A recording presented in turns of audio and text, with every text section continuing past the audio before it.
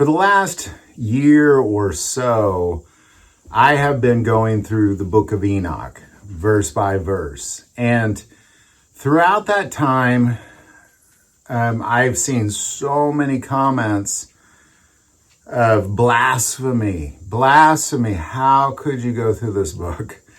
So I want to take a moment and really kind of address why I strongly believe we all should be going through the Book of Enoch.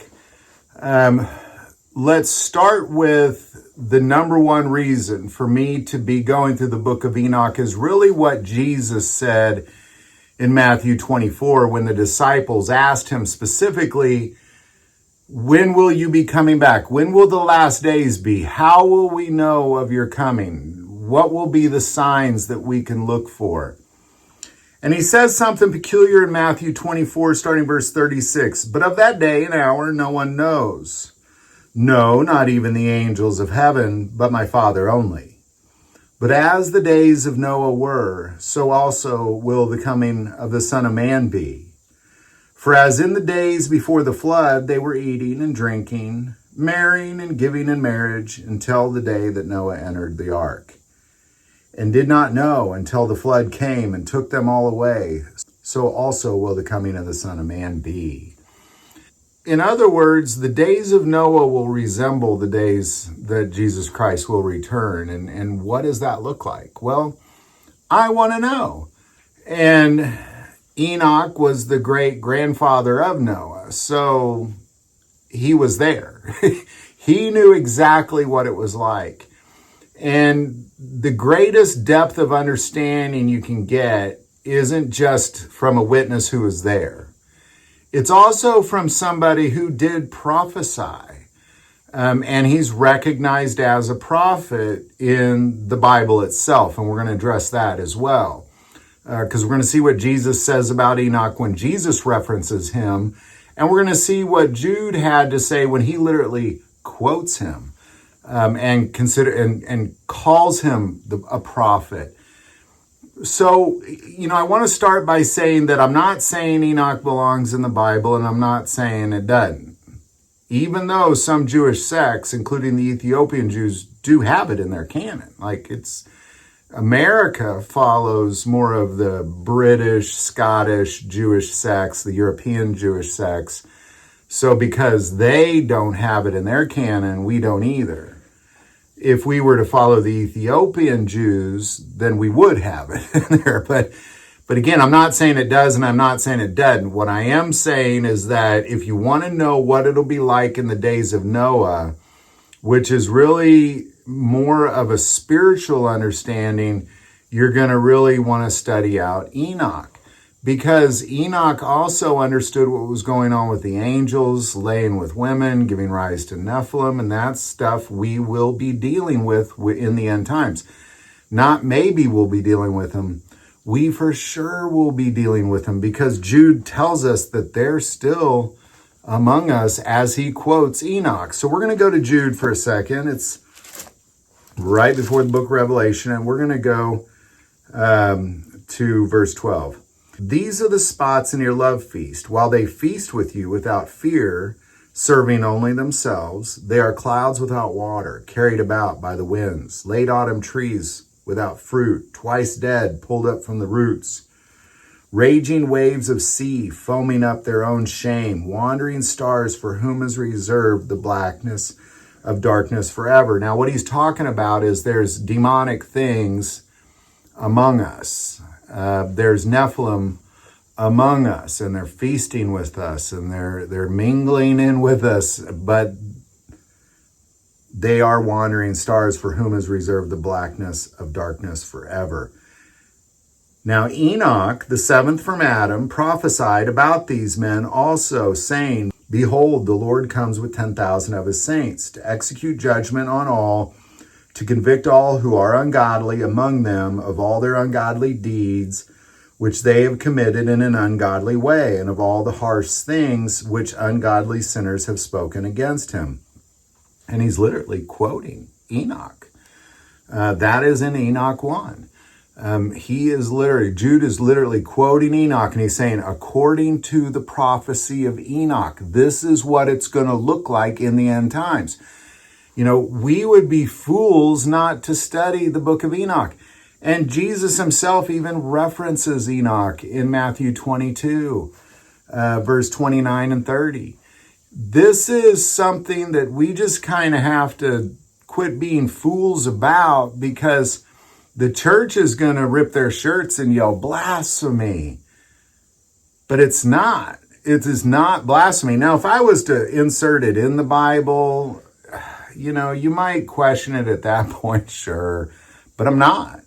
I'm just simply going through it. If there was a random guy who happened to be around during the days of Noah and wrote down what that looked like, and then Jesus himself says, like, according to, the end times, it'll be like the days of Noah. Well, I'd like to read what he wrote. It's as simple as that.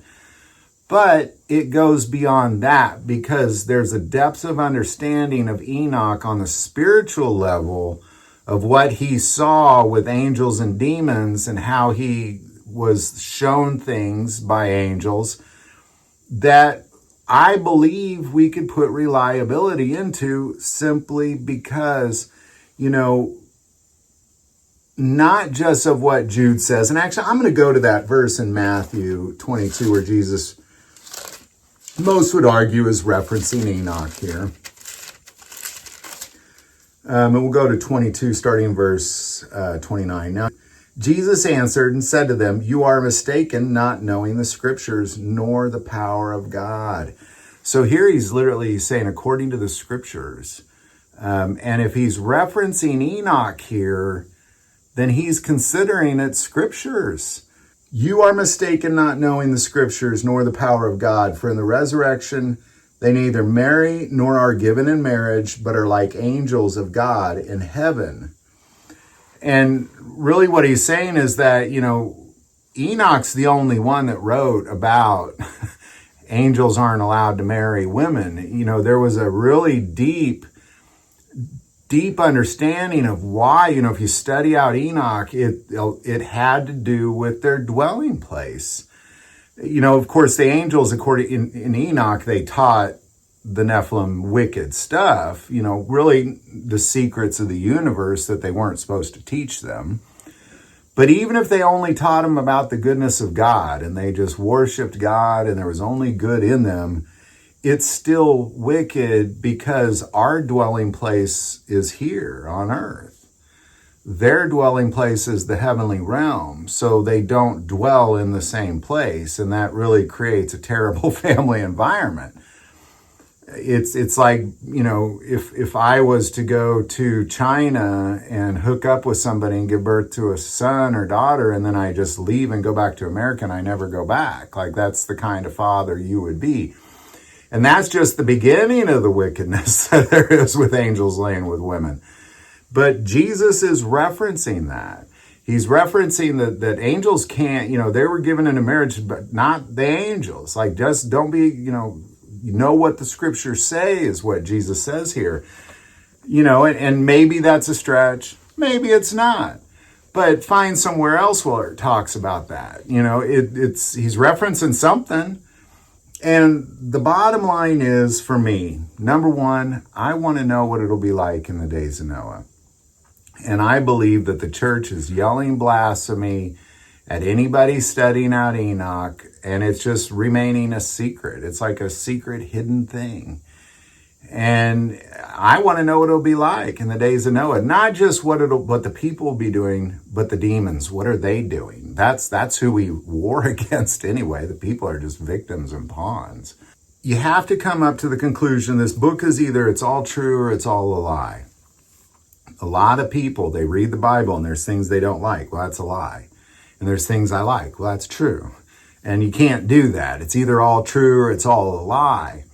If it's all true, Enoch was a prophet. It's either he is or he's not. Jude says he is. And then he quotes him. And he's specifically talking about how these principalities of wickedness and Nephilim are among us in the end times, that they mingle among us, and here they are. And according to the prophecy of Enoch, and then quotes him. Like, that's worthy of at least looking into it. Again, I'm not saying it belongs there. I'm not saying it doesn't. But what I am saying is that it's worth looking at, for sure. And I believe the church is just, anybody that wants to look at Enoch, oh, blasphemy, or actually reading it like as if it was written by a devil or something, like it was written by Enoch. Enoch was so loved by God, he escaped death. He was taken up. Like how many times did that happen in the Bible? Not that many. He was greatly beloved by God. He pleaded on behalf of the fallen angels to God. You know, he was in the mix of the spiritual warfare that was the face of the earth during the days of Noah. And he's really the only witness that we have that wrote down a ton of details. So it's worth studying. So I believe the church has hidden it. It's been terrible that they have, but they have. And it's important that if you want to know what the end times will be like, you want a little more insight, study Enoch. You're welcome to join me. It's one of our playlists there at our site on YouTube.